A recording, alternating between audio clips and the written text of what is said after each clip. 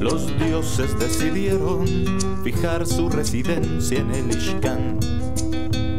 Tejieron un huipil de selva verde, colgaron un chachal hecho de estrellas y luego permitieron que los hombres habitaran su morada. La milpa floreció entre la montaña, los niños jugaron con la luna. Los dioses decidieron instalar el paraíso en el Ixcán.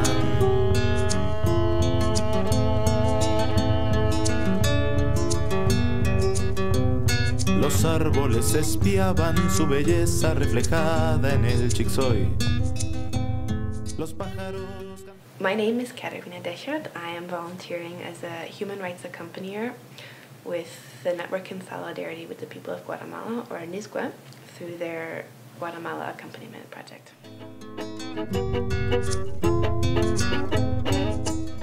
In Guatemala today, 98% of crimes that are committed against life never make it to a courtroom.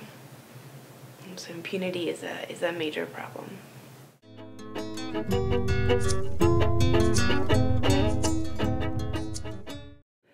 So the political situation since the early 1980s changed really drastically in 1985, 1986, when the military dictatorship stepped down and allowed for elections. And a civilian president took office in 1986. Although the internal armed conflict continued until 1996, when the last of the peace accords were signed on December 29th. Over 200,000 people, civilians who had been killed or disappeared during the conflict. Indigenous people who are pursuing legal justice for the massacres that were committed during the conflicts, and the Truth Commission actually stated that these massacres constituted acts of genocide.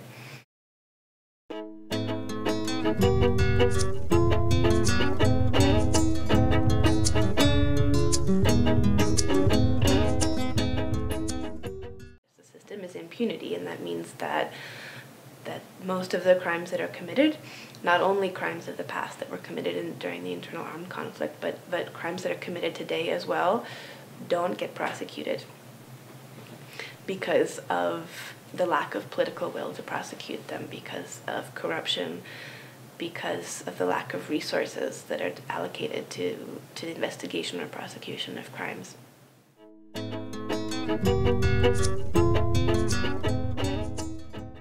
In a situation of impunity, international pressure in favor of justice is really, really important. Our embassy in Guatemala can then relate these concerns to the government. NISGUA's Network in Solidarity with the People of Guatemala is a solidarity organization based in the United States, and we also have an accompaniment program.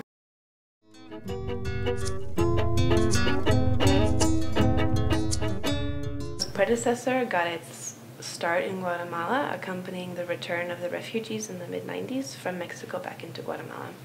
And that was one of the stipulations in the peace accords, that the refugees would have international accompaniment in the first couple of years. They are predominantly indigenous people from the highlands in Guatemala who left because of the army violence.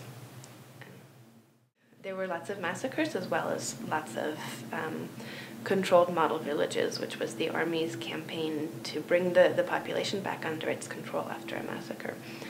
And they would force the refugees to live in army-controlled camps. The HAR came together with another Guatemalan organization called CALDEH, which is the Center for Legal Action and Human Rights, to charge the intellectual authors, the heads of state, and the high military command with the crimes of genocide. And so these cases have been in process since 2000.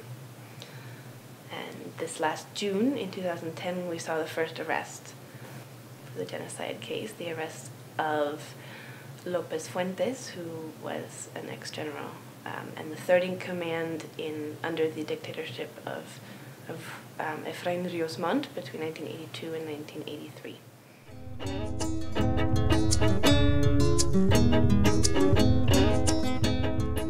So these cases have progressed very, very slowly. The other person who is in custody at the moment is Rodriguez Sanchez, and he was the chief of military operations during this short period, 1982 to 83. In the genocide case, all of these people are still in the pretrial process, so none of them have made it to court yet. A lot about economic injustice, and as well as the injustices related to the case, and issues of food security and all sorts of social issues that play into the general situation of injustice in Guatemala. And I've definitely found that I'm invested in the cases as well. International involvement in what's going on in Guatemala is very, very important. Throughout the entire history of the conflict, the United States especially had always played a very active role.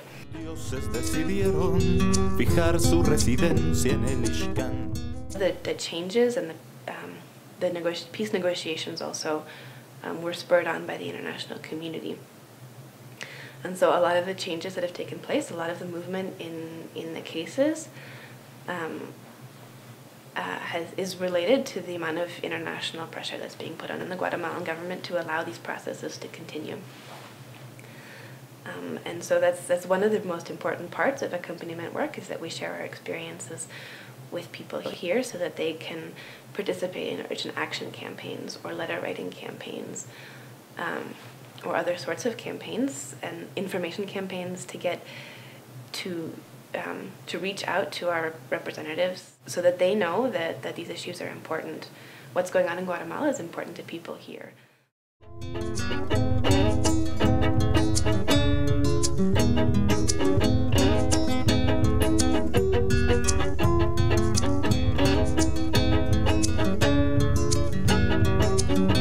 Los dioses decidieron fijar su residencia en el Ixcán. Tejieron un huipil de selva verde, colgaron un chachal hecho de estrellas, y luego permitieron que los hombres habitaran su morada.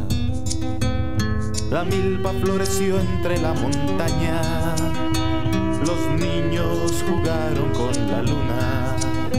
Los dioses decidieron instalar el paraíso en el Ixcán.